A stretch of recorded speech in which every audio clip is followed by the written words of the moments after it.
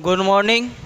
जैसा कि सभी विद्यार्थियों को कल मैंने हिंदी क्लास में बतलाया था कि आपका नया टॉपिक जो होगा वो समास का होगा। समास का जो टॉपिक है वो आप तब से पढ़ते आ रहे हैं जब से आप लोगों ने कक्षा 6 में जो है व्याकरण को पढ़ा। 6 से पहले भी आप लोगों ने हिंदी व्याकरण को पढ़ा तो आप लोगों ने समास का टॉपिक पढ़ा होगा। आज हम उसी समास के टॉपिक को आगे बढ़ाएंगे।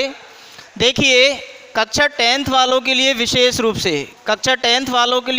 रूप से बड़ा महत्वपूर्ण टॉपिक है। बहुत सरल टॉपिक है और 2 नंबर का प्रश्न इसमें से आता है। 10th वालों के लिए विशेषकर ध्यान रखें कि 10th वाले 2 अंक बिल्कुल पक्का कर सकते हैं। इतना इजी टॉपिक है ये कि आप लोगों के 2 अंक इसमें आसानी से आ सकते हैं। आप लोगों को बस मेरी बात को ध्यान से सुनना है, समझना है। इसमें जिस तरह से प्रश्न आता है उस प्रश्न के बारे में अगर अपन बात करें तो पहला प्रश्न इसकी परिभाषा पूछी जाती है। सबसे पहले समास की परिभाषा एवं भेद भी पूछ सकता है, ठीक है। दूसरी चीज, किसी सामासिक पद को देकर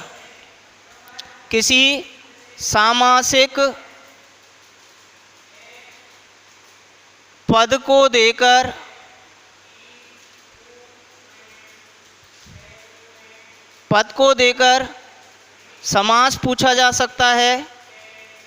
समास पूछना एवं उसकी परिभाषा लिखवाना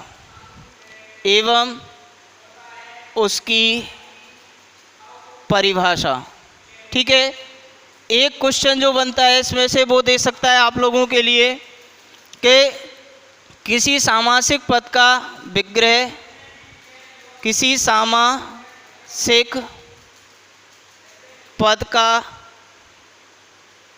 विग्रह, ठीक है। तो आप लोगों को ये 3 चीज़ ध्यान रखनी है। सबसे पहले मूल रूप से समास की परिभाषा और उसके कितने भेद होते हैं इसके बारे में आपसे पूछा जा सकता है। दूसरी चीज़ आपसे ये पूछी जा सकती है, कोई सामासिक पद आपको दे दिया, जैसे पाठशाला दे दिया, पाठशाला, विद्यालय, ऐसा कोई भी एक शब्द दे दिया और उस शब्द में समास पूछा गया और समास के साथ साथ उस समास की आपसे परिभाषा भी पूछ सकता है। या आपको कोई सामासिक पद दे सकता है, जैसे पाठशाला दे दिया और इसका विग्रह करवा सकता है। तो इस तरह से आपको ध्यान रखना है। या एक ही समास दे दिया, उसकी परिभाषा और उसके उदाहरण आपसे पूछ सकता है। तो इस तरह से आपको समास की तैयारी करनी है। इस तरह से आपको अपना अभ्यास जारी रखना है कि समास को हमको समझना किस तरह से समास को कंप्लीट करना है।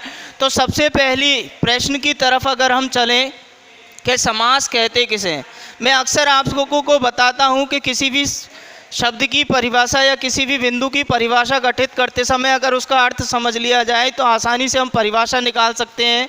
तो देखें, सबसे पहले परिभाषा को देखें तो परिभाषा से पहले शब्द का विग्रह करके देखें तो देखिए, समास शब्द जो है सम, धन, आस,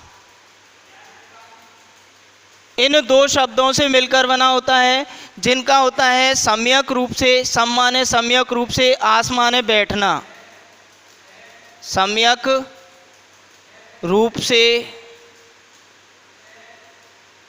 बैठना, समीप बैठना, ठीक है ना, या समीप आना। तो अब हम इसका सामासिक अर्थ, अगर इस शब्द का अर्थ निकले तो ये बनता है ठीक प्रकार से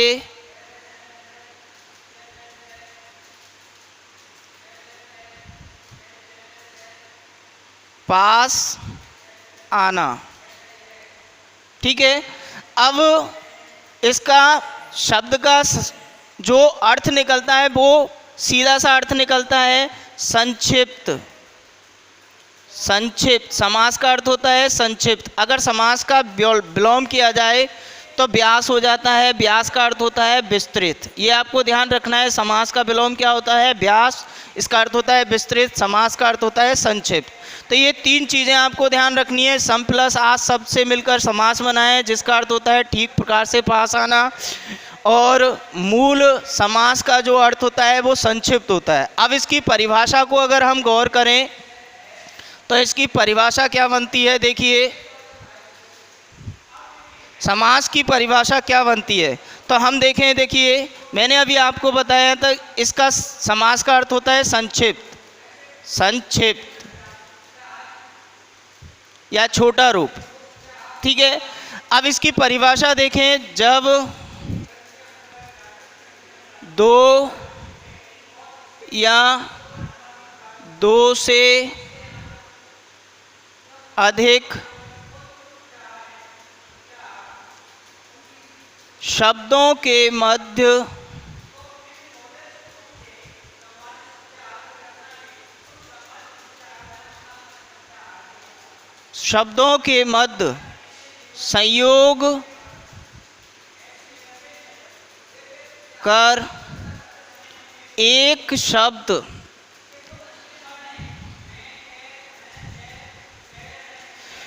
संयोग कर एक शब्द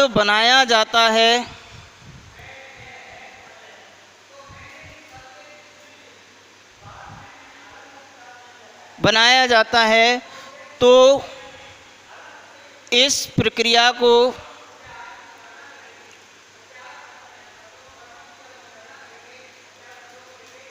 समास कहते हैं।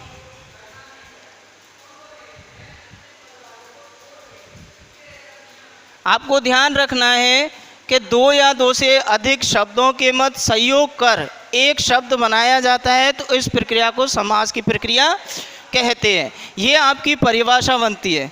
आपको ध्यान रखना है कि समास की प्रक्रिया में वर्णों का मेल नहीं होता, बल्कि किसका होता है? शब्दों का मेल होता है। और शब्द दो भी हो सकते हैं और दो से अधिक भी हो सकते हैं। जैसे आपको उदाहरण बताऊं मैं आपको,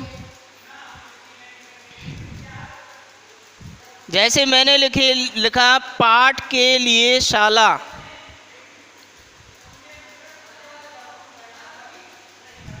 ठीक है, अब यहाँ हम देखें कि इस वाक्यांश में जो देखें हम, कई सारे शब्द हैं, 1 2 3 4। अब इन 4 शब्दों में से कुछ शब्दों का लोप करके जो मुख्य शब्द है उनको हम संयोग करके एक शब्द में बदल देंगे, उसका एक छोटा रूप बना देंगे। कैसे?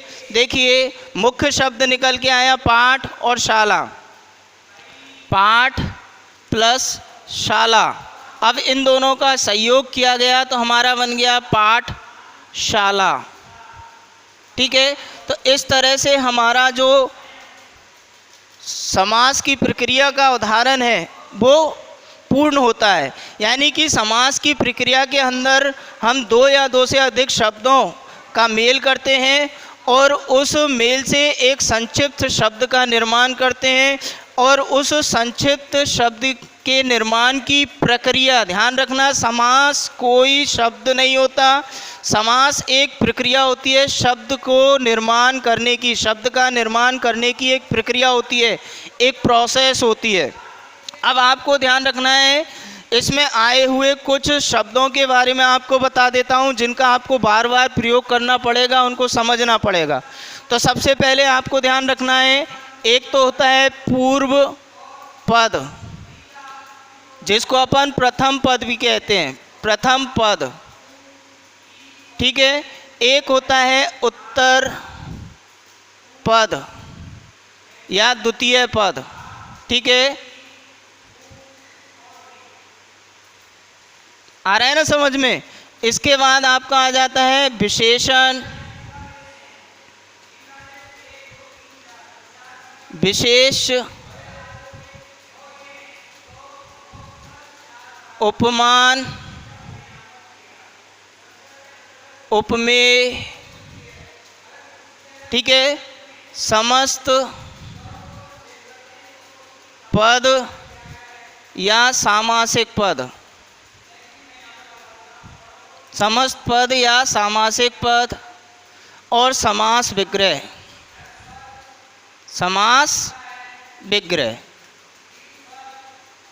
इन चीज़ों का आपको ध्यान रखना है। ये जो शब्द मैंने आपके सामने लिखे हैं इनके बारे में आपको ज्ञान होना बहुत आवश्यक है।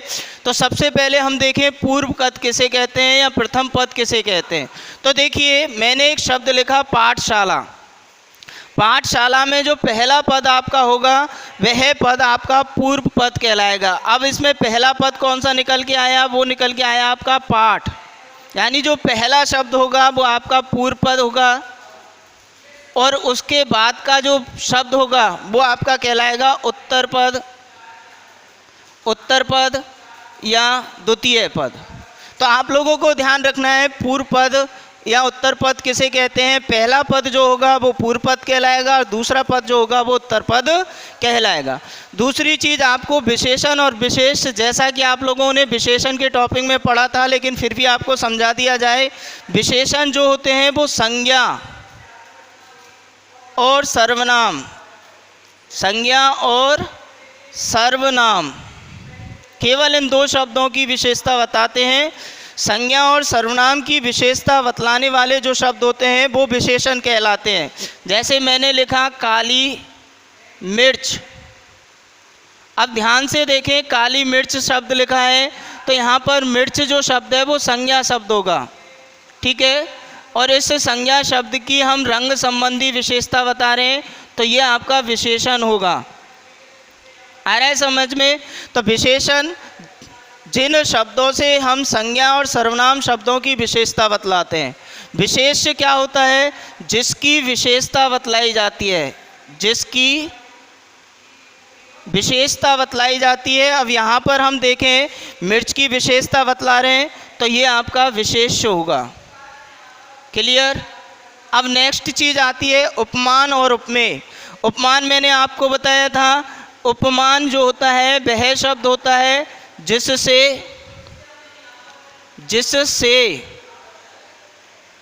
तुलना की जाती है, तुलना की जाती है,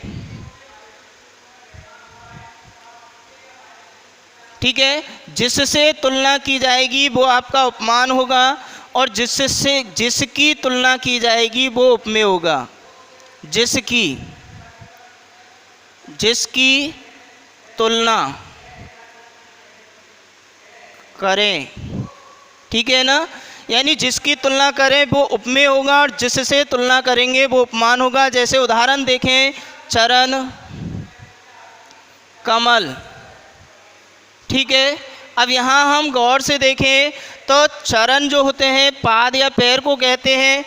पाद या पैर को जो है वो कमल के समान बताया जा रहा है।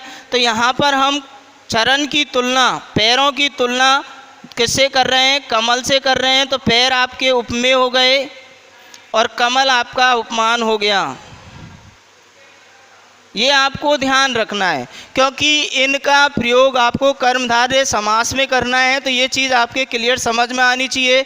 अब आया आपका समस्त पद या सामासिक पद। देखिए बच्चे कंफ्यूज रहते हैं, जैसे पाठशाला शब्द को समास लिख देंगे। समास एक प्रक्रिया का नाम है, उस प्रक्रिया का नाम समास है। जबकि जो समास की प्रक्रिया होने के बाद नवीन शब्द या संक्षिप्त शब्द बनता है उस शब्द को हम समस्त पद या सामासिक पद कहते हैं। जैसे मैंने यहाँ पर एक उदाहरण लिखा था पाठ के लिए शाला।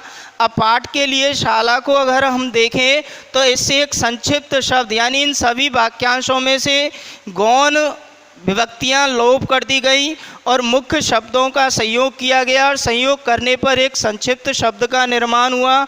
उस संक्षिप्त शब्द को ही हम समस्त पद या सामासिक पद कहते हैं। उसी संक्षिप्त शब्द को हम समस्त पद या सामासिक पद कहते हैं। ध्यान रखने वाली बात है, यानी जो संक्षिप्त शब्द का निर्माण होगा वही आपका समस्त पद या सामासिक पद कहलाएगा। अब आपको नेक्स्ट चीज़ जो रह जाती है समास विग्रह। तो समास विग्रह वह प्रक्रिया होती है जिसमें हम संक्षिप्त शब्द को तोड़कर उसके पूर्व रूप में ले आते हैं, अर्थात जिन विभक्ति और कारक चिन्हों का या शब्दों का हमने उन दो शब्दों के मध्य से लोप किया है उनको वापस प्राप्त करने की प्रक्रिया जो कहलाती है वो समास विग्रह कहलाता है। यानी संक्षिप्त शब्द को तोड़कर उसके पूर्व रूप में लाना या उसको विस्तार करना, उसका विस्तृत रूप करना ही समास विग्रह कहलाया। अब देखिए ये चीज़ आपके क्लियर समझ में आई होगी, ये सारे शब्द आपके समझ में आए होंगे।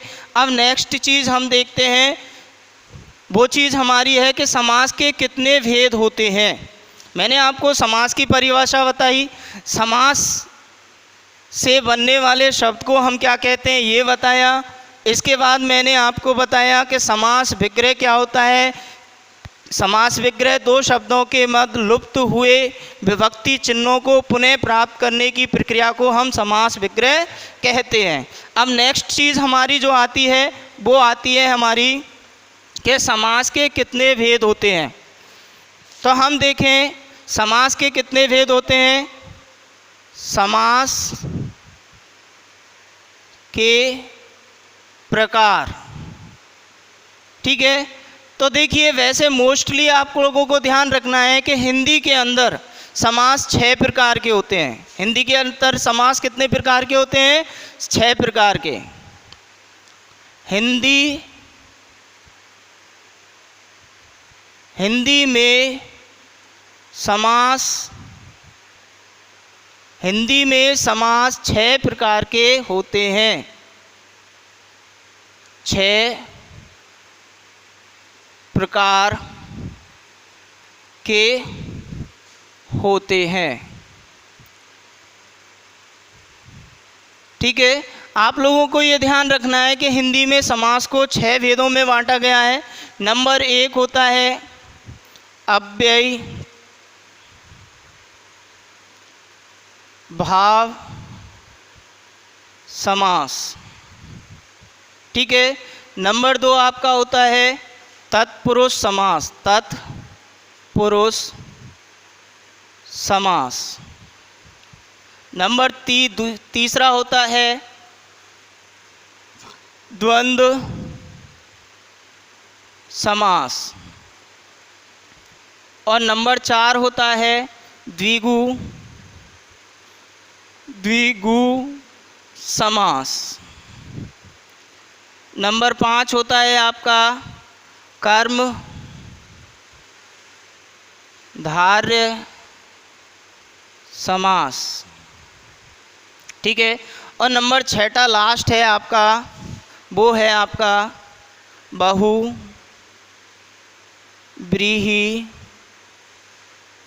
समास। इस तरह से 6 भेद माने गए हैं। कुछ विद्वान या कुछ पुस्तकों में ये कहा जाता है 4 भेद होते हैं। तो उसका कारण ये है कि तत्पुरुष समास के जो ये 2 भेद हैं, एक तो द्विगु समास और एक कर्मधारय समास, इन दोनों समास को तत्पुरुष का उपभेद मान लिया जाता है। जबकि हमारी हिंदी के अंदर फिक्स किया गया है कि आपके 6 होते हैं, 1 2 3 4 5, 5वां बुरा कर्मधारय समास और 6ठा ये रहा बहुव्रीहि समास। तो आप लोगों को ध्यान रखना है, अगर कभी भी ऐसी स्थिति आ जाए तो आपको 6 ही करने हैं। वैसे आपसे भेद के बारे में ये नहीं पूछेगा कितने भेद होते हैं, आपसे डायरेक्ट पूछेगा तो आपको 6 भेद के रूप में इस तरह से लिखना है। अब हम देखें कि सबसे पहले हमारा जो समास आता है वो आता है अव्ययी भाव समास। तो देखिए अव्ययी भाव समास के बारे में अगर अपन पढ़ें तो उसकी परिभाषा क्या बनती है। देखिए मैं आपसे अक्सर कहता हूँ कि किसी भी बिंदु की या शब्द की परिभाषा लिखते समय उसका अर्थ समझने की कोशिश करें तो हम इसको तोड़ते हैं ए प्लस व्यय अव्यय, ए प्लस व्यय अव्यय। ए माने नहीं, व्यय माने खर्च, ठीक है। अब खर्च से मतलब क्या होता है, जिसको खर्च नहीं किया जा सके। लेकिन व्याकरण में खर्च का मतलब क्या होता है, व्याकरण में हम खर्च से क्या तात्पर्य लेते हैं, तो व्याकरण के अंदर खर्च से मतलब होता है परिवर्तन, यानी कि कुछ शब्द हिंदी के अंदर या संस्कृत के अंदर या लैंग्वेज के अंदर ऐसे होते हैं जिन पर लिंग, वचन, काल,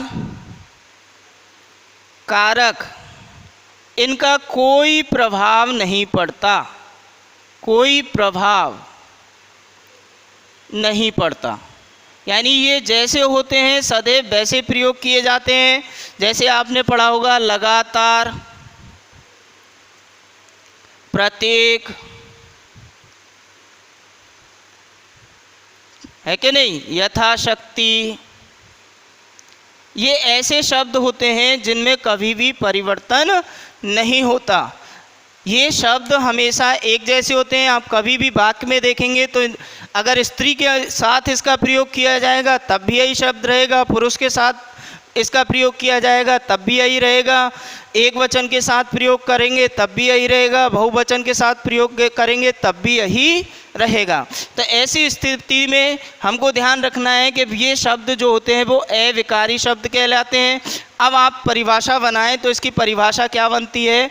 इसकी परिभाषा बनती है जिस समास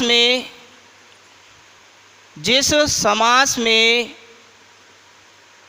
प्रथम पद अव्यय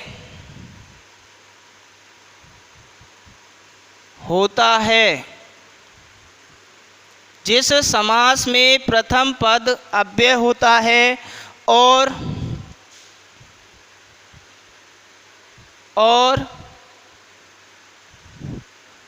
उस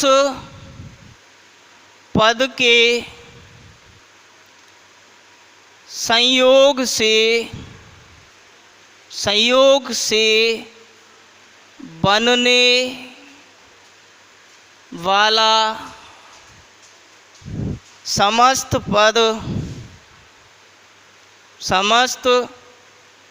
पद भी अव्यय का भाव देता है, तो वहाँ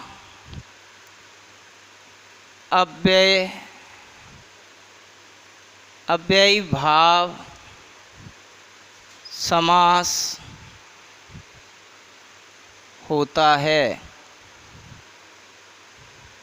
तो ये चीज़ आपको ध्यान रखनी है कि जिस सामासिक पद का प्रथम पद यानी पहला पद आपका अव्यय हो और उसके बाद प्रयुक्त होने वाला शब्द भी अव्यय का कार्य करे, तो वहाँ आपका अव्ययी भाव समास होता है। कहने का मतलब है कि प्रथम पद अव्यय होना चाहिए और उस पद के संयोग से बनने वाला समस्त पद भी क्या होना चाहिए? अव्यय का भाव देता हो। तो ऐसी स्थिति में वहाँ आपका अव्ययी भाव समास होगा। जैसे ध्यान रखना है, मैंने लिखा यथा शब्द हमेशा अव्ययी शब्द होता है और यथा के साथ मैंने जोड़ दिया शक्ति, तो यथाशक्ति। अब यथाशक्ति जो मिलकर शब्द बना है ये अव्ययी शब्द होगा पूरा का पूरा। यथा भी अव्यय है, प्रथम पद अव्यय।